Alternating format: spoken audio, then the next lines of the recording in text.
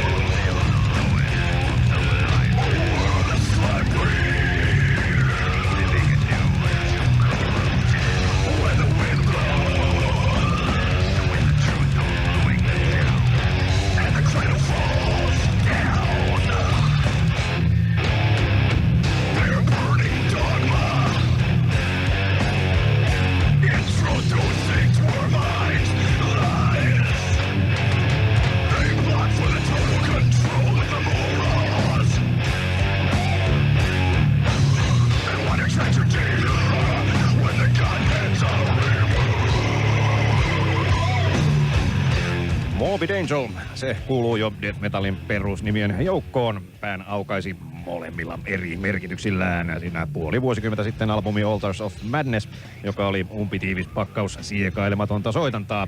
Jos jätetään huomiotta sen aivan ensimmäisen albumin uusinta julkaisu, niin Altarsia seurannut Blessed Are the Sick kipinöi tai sitten ei kipinöinyt yhtä riemukkaasti vastaanottajasta riippuen. Edellinen Covenant-albumi piteli naamaa edelleen vähän peruslukemilla, mutta nyt käsille saapunut uusi Domination pitkä tuntuisi jälleen virikkeellisemmältä. Parilta edelliseltä esitykseltä, kun jäi silti jotenkin puuttumaan se selittämätön tekijä, joka tekee päivästä täydellisen. Ja samaa mieltä on totta kai myös kitaristi, tämä koko ajan mukana seilannut Trey Azagthoth. Well, I can tell you, I feel damn phenomenal about it. I think it was a great team effort. Everyone did their job and produced a lot of great feeling in this product and added a lot of creativity. And I think the sound is, probably the best sounding record that we've had since we had about $100,000 to spend on it. And we worked with Bill Kennedy, and I think he did a phenomenal job. He was really able to take our ideas and bring them, into the sound so you could hear them coming out of the speaker. Kaikki oli kohdallaan niin bändin sisäisissä suhteissa kuin tuotantopuolellakin. Edellisellä viitattiin varmaankin kitaristi Richard Brunellille annettuun ilmoitukseen, jonka mukaan hänen palvelujaan ei yhtye enää kaivannut. Soundipuolta puolestaan rakennettiin 100 000 taalan budjetilla, jonka mahdollisti Morbid Angelin aikoinaan solmima sopimus ison USA-laisyhtiön kanssa ylipäätään ensimmäisenä death metal-bändinä. Tuon edellisen Covenant-albumin biiseistä 2 palaa ilmestyi myöhemmin Liebakin industrial-henkisinä remiksauksina. Poikiko näistä kenties jotain ideantynkää, joka tällä uudella Dominationilla olisi hyödyntynyt? No, not really. No, the Liebach thing was that I've always liked Liebach, me and David both, and well, actually everybody in our bands really liked Liebach. And my favorite Liebach stuff was the early, I'd say the mid-'80s release, Baptism and Macbeth. More of a neoclassical feel. And I was really into that, and I thought that they were just incredible geniuses, and we were just thinking that we'd really like to work with these guys, and that we sent them a couple songs, and, we just said, do whatever you feel's best with them, and, we hope for the best, and I think it all turned out really good. Liebach-remiksit olivat vain irrallinen tapahtuma. Toki Trey tunnustautui kuitenkin Liebachin ihailijaksi, mutta mitään se ei vaikuttanut uuteen albumiin. No, ainakin siellä heti avauskappaleen jälkeen tuossa äskenkin kuulussa biisissä Where the Slime Live on vokaaleihin ympätty jokin muokkausväline, koskapa lopputulos on varsin kupliva, johon tietysti biisin objektikin niljakas lima velvoittaa. Ketkä muuten Morbid Angelin maailmankuvassa kuuluisivat mainittuun kastiin? Well, you'd have to actually talk to David about that because, since he wrote the lyrics, he would be the best person to really describe the intentions there. Ja ettei Trey osaa kommentoida tekstiä mitenkään, vaan niistä pitäisi kysyä itse laulajalta David Vincentiltä. No voisiko tähän sanoa, että helppoa se sieltä päästä on neuvoa, kun Kuoma todennäköisesti tekee toista haastattelua siinä näköetäisyydellä. Mutta kyllä Trey-kappaleesta itsestään pystyy jotain kertomaan. Let me talk to you about my solo. The techniques involved, it starts out with the high business mind, and then the second part is the high business prosperity thrust. And then it's followed up by the high business prosperity customer welcome sweep, and then it finalizes itself with the high prosperity personal development flam tap sweep. Olen mykistynyt. Kysytäänkö vielä, mistä muiden kappaleiden kitarasoolot koostuvat? No ehkä säästymme siltä, mutta otetaan toinen poiminta, koko albumin päättävä Hate Work, joka ainakin äänimaailmansa puolesta oli kuin suoraan helvetin syövereistä. Yeah, well, it's wonderful. That's what Eric Rattan did. That's our new guitar player, and he did that himself. He wrote the song, and, I played rhythm on it as well as him, and that was his vision. I think it turned out phenomenal. Nyökyttelyä lausunnolle myös langan toisessa päässä, jossa kommenttia heittää siis Morbid Angelin Trey Azagthoth.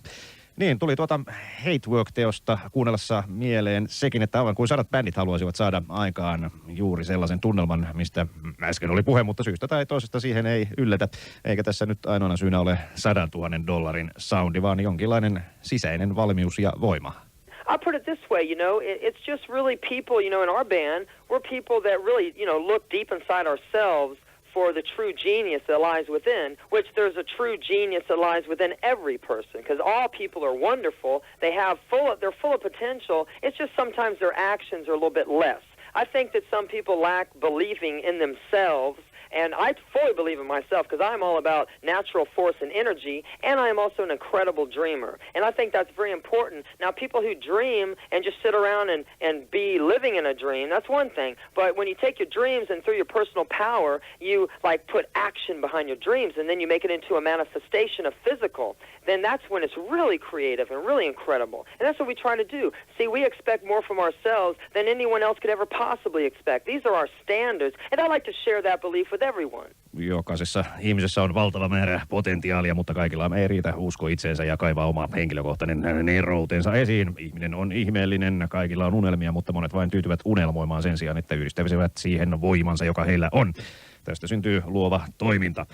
Ja jos suomalaiset olisivat varustettuja vastaavalla mielenlaadulla, niin täällä ei varmaan tehtäisi kuin muutama itsemurha vuodessa ja nekin vahingossa nykyiseen tahtiin verraten.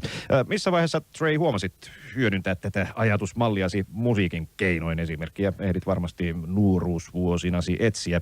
Tai ketkä innoittivat noin kitarasoiton harjoitteluun? Right, well, when I was a little kid, back in the late 70s, my favorite bands back then were like Van Halen and UFO with Michael Schenker and Frank Marino, Mahogany Rush and Judas Priest and like Black Sabbath, just to mention a few, as well as Jimi Hendrix. And I really thought that these were incredible, just passionate players. They just had so much feeling and creativity, and I really felt that from them. And I just thought that they were total visionaries and they were paradigm shifters, which I mean by that is they were pioneers, they were trend creators. I thought that was wonderful, and that really, really appealed to me, and I felt very passionate about the fact that they were like this, and I was thinking, that seems really incredible, and I'd like to be a part of that too. And I also invite everyone that reads and listens to this interview that they also could be a paradigm shifter, a pioneer. They just have to believe in themselves and invoke their personal power and just really make habits of being powerful and being proud of themselves and doing the wonderful things that they're all about, and really bring that out. Treyn mainitsemat bändit ja artistit edustivat hänelle visionäärejä, trendin luojia, joilla oli niin valtavasti tunnetta ja luovuutta soitossaan, ja se herätti Treyn etsimään itsestään näitä puolia. Ja vakuutti tätäkin lähetystä kuunteleville, että hekin voivat olla vakiintuneiden muotojen muuttajia, sisäistää se, että on voimakas ja uskoo itsensä. No varmasti on käynyt selväksi, että Morbid Angel on vahvasti yksilön asialla, ja aiemmin onkin ollut luettavissa lausuntoja, joiden mukaan esimerkiksi kaikkinainen humanitaarinen apu kehitysmaihin tulisi lopettaa välittömästi, koska ihmisellä pitää olla kyky huolehtia itsestään. Myös kaikenlaiset järjestäytyneet yhteisöt, joiden tarkoituksena on tukahduttaa yksilöllinen ajattelu, saavat Morbid Angelilta tylyn kohtelun. Morbid Angel is a very brutal, powerful weapon that smashes all organizations that would try to step on people's potential and steal their dreams. Well, what I think is I think the truth can be found in each individual. Each individual has his own unique individual truth, and I think that's very important for people to realize that it's inside themselves, and there's no reason to have to go through life and to hurt other people. You know, you do what's best for yourself without infringing on someone else. And I think in America, such organizations such as Christianity, they really would like to manipulate people and make people into sheep and puppets, and I think that's really limiting.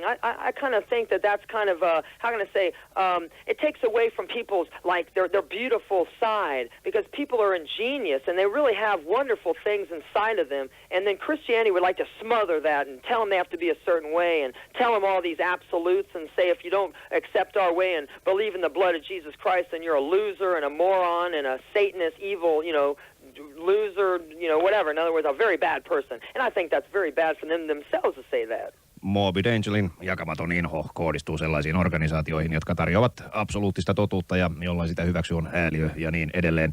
Ja jos pysytellään ihan näissä metalliasioissa, ei Morbid Angelilta ole herunut sen koomin myötätuntoa edes kaikille death metal-bändeillekään, joka ei nyt enää edes ihmetytä, koskapa kahlitsematon usko kyvykkyyteensä on niin selkeästi tullut ilmi. Turha siis kuvitella, että tässä mitenkään olisi kyse mistään yhdestä iloisesta death metal-liikkeestä. Miten, Trey, perustelet Morbid Angelin pidemmän korren DM-bändien joukossa? You know, I feel that death metal is the most extreme form of music.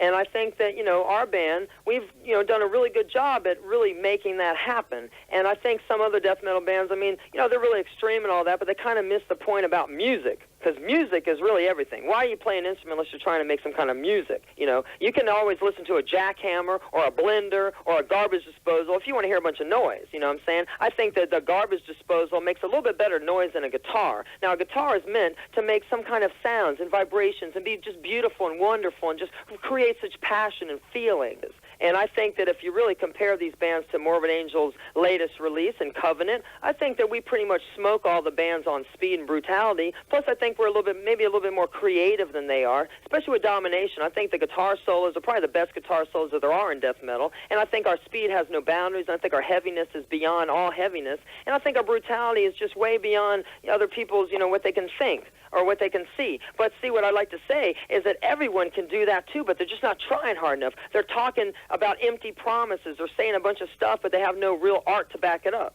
Morbid Angelin työn jälki pohjaa aina musiikkiin hallitusti viimeistellysti, kun joillekin tärkeintä on vain melun aikaan saaminen. Yhtä hyvin voisi kuunnella lekaan iskuja tai roskatynnyrien tyhjentämistä ja tyhjiä. Ne tietty kolisevat kaikkein eniten. Annetaan tyhjiä lupauksia, mutta niiden toteuttamiseen ei sitten oikein löydy kykyjä. No, tähän asti ollaan vakuututtu vain Morbid Angelin omasta uskosta kykyihinsä, mutta tuskin se riittää, että treenikämpällä tai studiossa asiasta vakuututaan vain keskinäisesti. Joko näpit syyhyvät kiertueelle uutta materiaalia esittämään? Yes, I sure am. And I can tell you that the United States tour is going to start around July, and the European tour should start around September. And we're definitely looking forward to really sharing our music and our power with everybody. Hopefully we'll stimulate people, and they'll just see that they too can be a genius, and they can really be a creative, passionate person, and they can just let this just flow out of themselves. Kyllä vaan. Jaettu ilo, se moninkertainen ilo pätee tässäkin. Ja joka Morbid Angelin on keikalla jo nähnytkin, on mahdollisesti huomannut, että Treylla on tapana heittää verta kanveesiin, siis omaansa. Mitä siinä oikeastaan tapahtuu? Puretko jotenkin itseäsi vai? No, I don't bite myself. I used to cut myself with a razor blade, and then I'd drink my blood, and I'd let it just drool out of my mouth and cover my guitar, and I would just be releasing the blood of Kingu, which makes the Absu roll. And that's what I would do. And it was a personal expression. It wasn't something that I wanted people to pay tickets to see, because then I'm a sideshow, and I'm not a sideshow. If it was a gimmick, why would I actually have scars on myself? Why wouldn't I just use fake blood like all the other people usually do? Trey ei suinkaan pure itseään, mutta partaterillä vedetään vähän muualtakin kuin leuanalta. Ei kuitenkaan siksi, että kyse olisi jostain sirkustempusta, jota katsomaan päästäkseen pitää lunastaa lippu. Ja sitä paitsi se on todellista, miten muuten kehossa olisi arpia, miksei käyttää tölkkiverta kuten muut. Niinpä, Metalliliitossa tultiin kai taas vähän viisaammiksi, kiitos Trey Azakthtothin ja päälle päätteeksi luonnollisesti uutta Morbid Angelia ja yhtä luontevasti haastelussakin puheena ollutta kappaletta Hate Work.